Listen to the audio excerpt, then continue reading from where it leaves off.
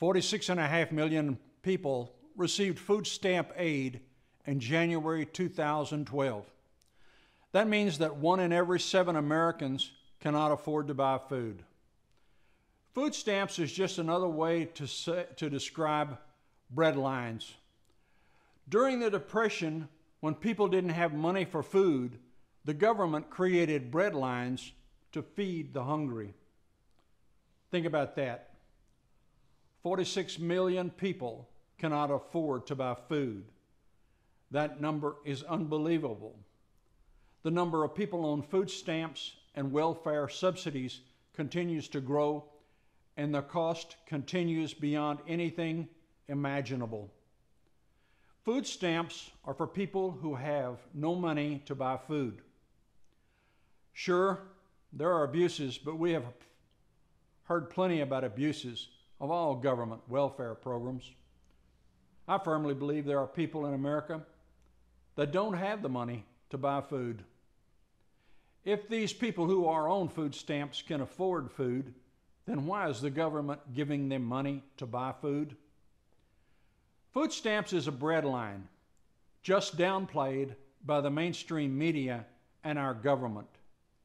The number of people on food stamps alone is equivalent to the entire population of the states of California, Utah, and Arizona combined.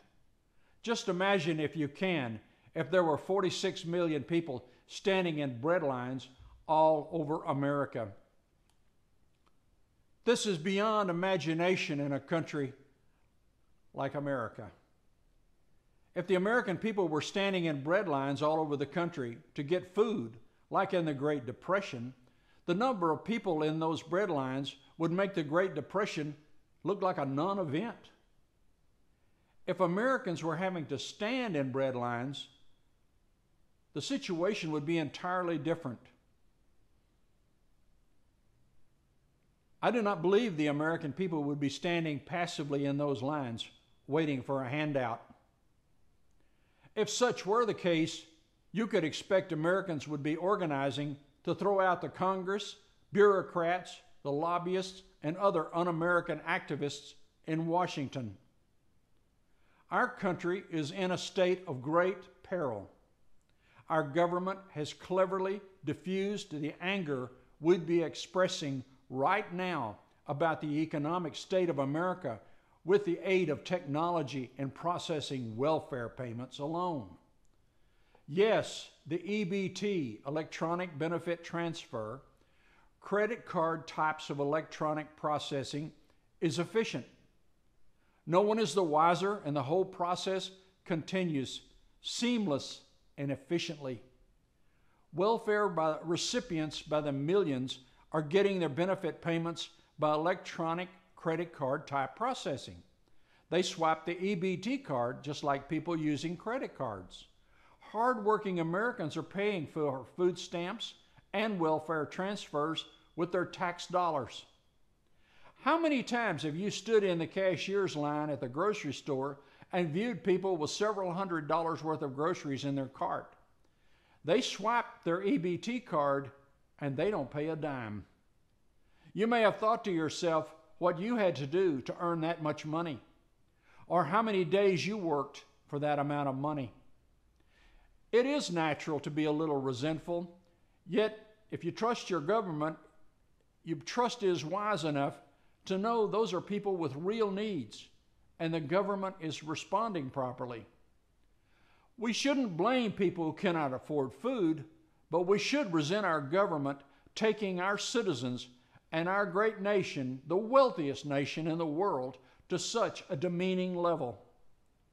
Food stamps and welfare are a terrible testimony of how ineffective and stupidly our government has systematically undermined and destroyed the economy and business environment of our country. Now the government is abusing our country further by printing money. The government doesn't include grocery costs in their inflation statistics. I know the truth of the matter when I pick up a loaf of bread, which I paid $2.07 for 2 years ago, and now it is $3.79. That tells me in no uncertain terms, my money is becoming more worthless as the government continues to print money. The dilution of the value of our money can be described very simply. If you take a container of expensive juice and pour water into it, the more water you pour into the juice, the more worthless the juice becomes. The more the government printing presses roll out the dollars, the more worthless dollars become, because there is no productive work or resources behind the creation of those dollars. If the American dollar wasn't the world's reserve currency, our dollar would probably be worthless right now. Wall Street, the bankers, the lobbyists, oil companies, military and industrialists, oil and other companies and industries have created many of our problems. The goals of business are simple: make a profit and increase the value of business for stockholders. It is not the responsibility of business to assume the role of government to protect, defend, and promote the welfare of their customers. Government is the real problem. Businesses are self-interest entities that must be regulated and influenced by government to serve the needs of the American people while they pursue their business needs. The government stands in the shadows and lets everyone else take the blame. This is the heart of the matter. If industry and business are doing the wrong things for Americans, the government has the authority and enforcement powers to fix them. The government has the power to assure business and industry satisfy our government's obligations to serve and protect our citizens. We should all resent our government allowing America to go into the tank. We should resent our government's lack of attention for meeting the needs of our people and our country. It is a terrible thing to say that able-bodied and educated Americans cannot support themselves without government assistance.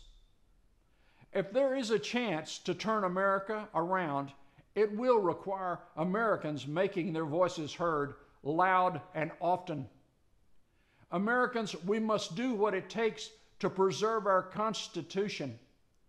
The American Constitution is the most competent document for government ever created in the history of mankind. The Constitution has been the catalyst that established America as the greatest nation in the history of the world and influenced the most prosperity for the rest of the world, not just America. Americans, we must promote, vote, and support patriots who will work with us to uphold our Constitution and work to return America to greatness. American patriots, we're going to have to become individually involved to preserve and protect our individual freedom.